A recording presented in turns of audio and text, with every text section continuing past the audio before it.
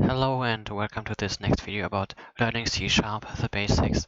In the last video we had a small introduction into the topic of writing loops, and in this video we are going to look into how we can implement something like a password protection by just using a while loop.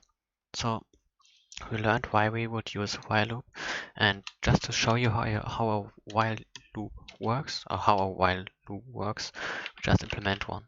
Okay. So we have the while keyword, and in this brackets, pair of brackets, we have to put our condition. So some behavior inside this code block will be executed as long as the condition equates to true.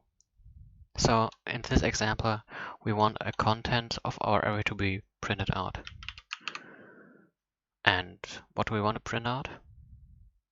So this is a problem. We want to iterate over it.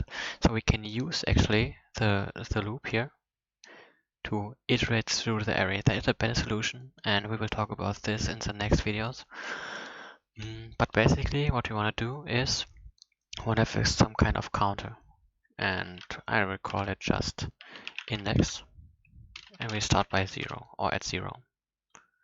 Okay, and we want to do something while index is smaller than array, and you know this doesn't quite work, so we need the length. Okay, what we basically want to do is just do the behavior here as long as the index is smaller than the array length. And at the end, we just want to say, okay, we set our index equal to 1 more. So after the first iteration, it will be 1, and after the second iteration, it will become 2. Now what we want to do is just go over here, and with the $sign, you can use some parts of programming inside your string or some kind of code. So we can say element add, and then index equals, and then just say array add index. And if we just execute it, we will see how it works. I didn't test it beforehand, but I think it should work. So yes, we just print out each element here.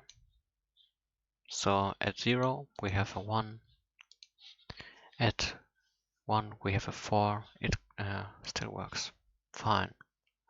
So now I want something like password protection, and I do it just the simplest way possible. So we will store a string, call it password, and now think about our password, and I will just like make some small password like this, so you hard code it in. Normally you would have to read it from a disk or into a file, out of file, and encrypt it, but I think this is something that we will do in the advanced C# course. So what we will do now is get a string input, and set is a string.empty. So string.empty basically just is if you would say empty string like this. So this is a string.empty. It's just some kind of style that I prefer, but yes. So why we do it outside is because this thing that we call scopes. So we talk about this in a dedicated video, but basically inside this scope we can access variables in this scope, and the scope is just from this bracket to the opening bracket. So in this inner scope we can use variables declared in the outer scope, but not the other way around, so we cannot use variables here that we declared here. So I just lost my mind, I think. So what we now want to say is, as long as input is not equal to something, so we say input.equals our password, so we just pass in our password like this, And now you would think, and you would rightly do so, well, this is wrong. If input.equals password, we don't want to do something here. Because the thing that we want to do here in this loop is we want to repeat the behavior in here as long as the password doesn't match. So we can add this small exclamation mark to invert the output. So false becomes true and true becomes false. And now if you have the wrong password and with string.empty you have the wrong password, it basically equates to true. So this whole bracket or this whole condition is true, so we repeat it.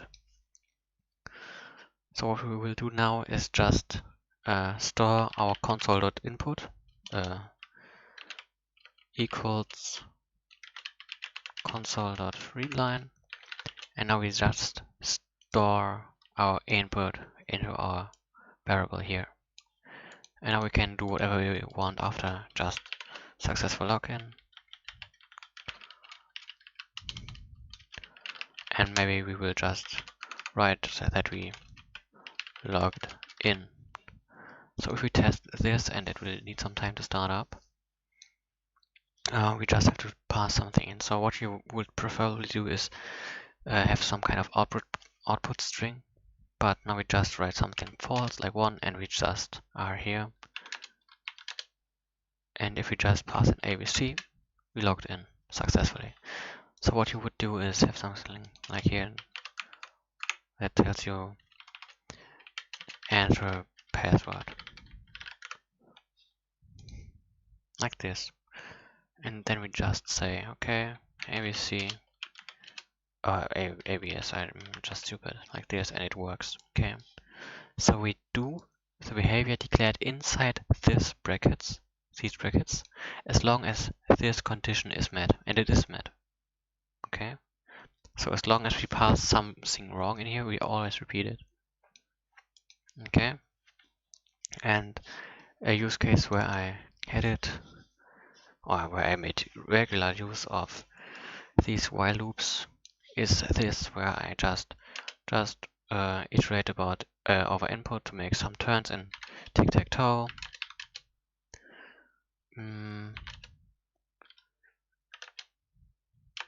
Or if we just pass in something that's wrong, we just again land here and land here again. This is all achieved by while loops. And in the next video we will see something that solves something about this here. So we essentially, what we did here is we just resolved this equation or this condition, and if it is true, we jump into here. So we tested and then did something, and in the next video we will learn about how we can first do something and then test it. Okay, and this is called while. While. And what I just wanted to show you again is that you here on my website ftx.eu, you land on this starting page.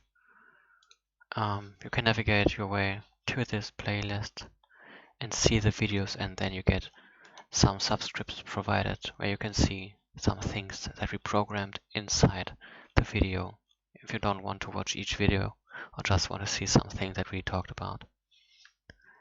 This is it, and I thank you all for watching and wish you the very best day you can have.